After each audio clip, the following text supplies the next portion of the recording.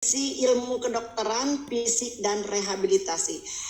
Bapak Ibu segenap peserta, mari kita simak. Namun izin saya ingin menyampaikan biografi beliau, bahwa tadi nama sudah saya sampaikan, Muhammad Lutfi Darmawan, Dr. SPK KFR, lahir di Bandung 25 Januari 1984, dan rumah berada di Gria Selatan 1 nomor 4 Sukajadi, Bandung. Nah, riwayat pendidikannya, beliau sarjana kedokteran dari Unpad, kemudian tahun 2007, kemudian di 2010 beliau mengambil profesi kedokteran dari Unpad untuk profesi dokter. Kemudian pada tahun 2017 beliau lulus sebagai dokter spesialis masih dari Unpad pada ilmu kedokteran fisik dan rehabilitasi. Adapun riwayat pekerjaan, beliau adalah staf medis KSM Ilmu Kedokteran Fisik dan Rehabilitasi Rumah Sakit Hasan Sadikin Bandung, kemudian juga di RSKB Halmahera Bandung.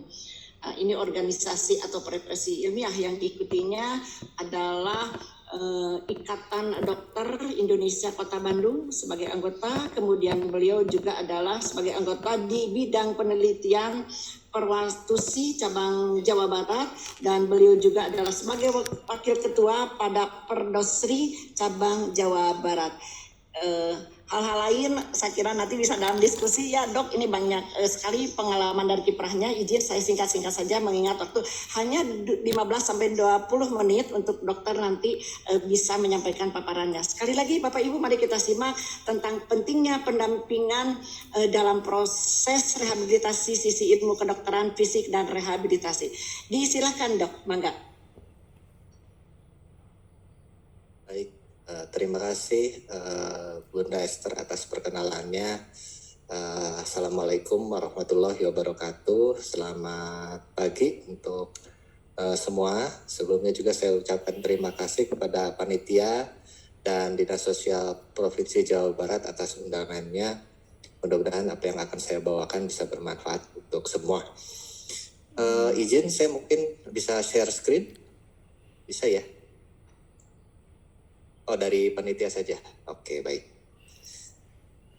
Baik, saya bertugas ingin menyampaikan sih sebetulnya dari sisi kedokteran fisik dan rehabilitasi, mungkin dari sisi medis ya, mengenai pentingnya pendampingan dalam proses rehabilitasi atau habilitasi. Boleh slide? Baik, sebelum ini mungkin ini juga sudah pada mengenal ya apa sih definisi dari rehabilitasi.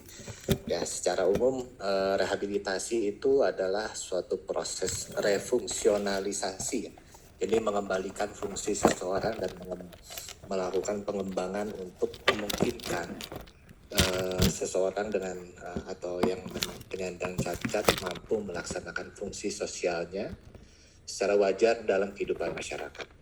Dan ini untuk proses rehabilitasi ini meliputi ada rehabilitasi medik, pendidikan, pelatihan, dan sosial. Oke, bisa slide. Definisi lainnya adalah rehabilitasi merupakan penggunaan berbagai upaya untuk mengurangi dampak kondisi disabilitas serta ketunaan dan memampukan kelompok dengan kebutuhan khusus untuk mencapai integrasi sosial yang optimal. Kalau tadi dalam judul itu ada rehabilitasi dan habilitasi. Penggunaan istilah ini untuk habilitasi itu yang dilakukan oleh anak. Karena kalau pada anak biasanya memang fungsinya belum muncul. Jadi anak mungkin belum bisa jalan ya. Maka disebut habilitasi. Kalau rehabilitasi adalah kepada individu-individu yang contohnya misalkan sudah bisa jalan, terkena suatu penyakit, menjadi tidak bisa jalan, dan kita lakukan intervensi, nah itu kita sebut rehabilitasi. Tapi kalau misalkan memang fungsinya sebelumnya belum ada, kita sebut habilitasi. Oke, baik, lanjut. Nah, ini merupakan suatu proses yang bertujuan, tadi ya saya kembali lagi, untuk memampukan mereka dalam mencapai dan memelihara tingkat fungsional fisik, sensoris, intelektual, psikologis, dan sosial. Lanjut dulu. Nah, Apa sih dengan rehabilitasi medik? Nah, kalau rehabilitasi medik, kalau ditambahkan kata medik gitu ya di depannya, di belakangnya, ini merupakan kegiatan pelayanan kesehatan yang secara utuh terpadu melalui tindakan medis agar dapat mencapai kemampuan fungsional semaksimal mungkin. Dan memang bertujuan untuk mengembangkan kemampuan fungsional dan psikologis seorang individu dan mekanisme kompensasinya sehingga ia dapat mencapai kemandirian dan menjalani hidup secara efektif. Nah ini memang proses rehabilitasi medik itu harus ada keterlibatan dari berbagai pihak. Sehingga kita harus menentukan tujuan akhir. Tadi kalau Bunda Juju bilang harus dicatat, kita harus punya tujuan yang realistis. Nah realistisnya bagaimana? Bisa konsultasi dengan tenaga kesehatan yang memang bergerak di bidang tersebut ya. Dalam hal ini adalah rehabilitasi medik. Jadi kita menggabungkan antara kemampuan atau keinginan ya, keinginan keluarga, keinginan pasien itu dengan kondisi medis yang memang saat itu menjadi pengaruhnya. Apakah memang bisa tercapai tujuannya? Apakah bisa tercapai keinginannya? Nah, kita ramu supaya hal-hal tersebut bisa realistis dan tercapai berdasarkan kesepakatan antara berbagai pihak. Oke, lanjut dulu. Nah, dalam rehabilitasi medik kita punya tim. Kami punya tim. Ya, tim ini bersifat multidisiplin. Jadi bukan hanya saya sebagai dokter yang bekerja, tapi ada profesi-profesi lain yang bisa membantu agar seorang individu itu kembali fungsional.